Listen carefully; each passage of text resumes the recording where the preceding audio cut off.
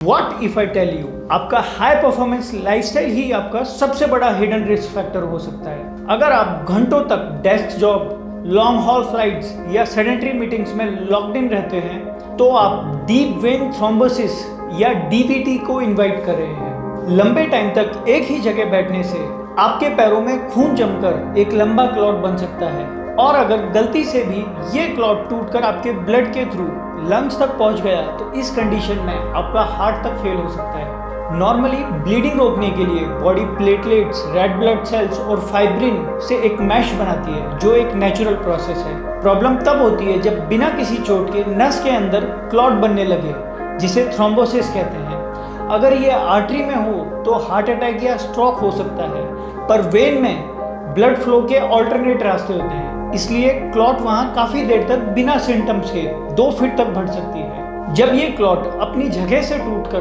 Blood flow के साथ पैरों से होता हुआ हार्ट तक पहुँचता है और फिर लंग्स की आर्टरीज में फंसकर ब्लड फ्लो ब्लॉक कर देता है, इस कंडीशन को पल्मोनरी एम्बोलिज्म कहते हैं। इसमें ऑक्सीजन सप्लाई रुक सकती है और हार्ट पर सडन प्रेशर बढ़ता है, और ये कंडीशन सडन कार्डियक अरेस्ट का सबसे बड़ा कारण बन सकती है। अब सबसे इंपॉर्टेंट बात, हाउ टू प्रिवेंट दिस। सबसे बड़ा रिस्क फैक्टर है लंबे समय तक बिना हिले डुले बैठे रहना, सेडेंटरी लाइफस्टाइल जीना।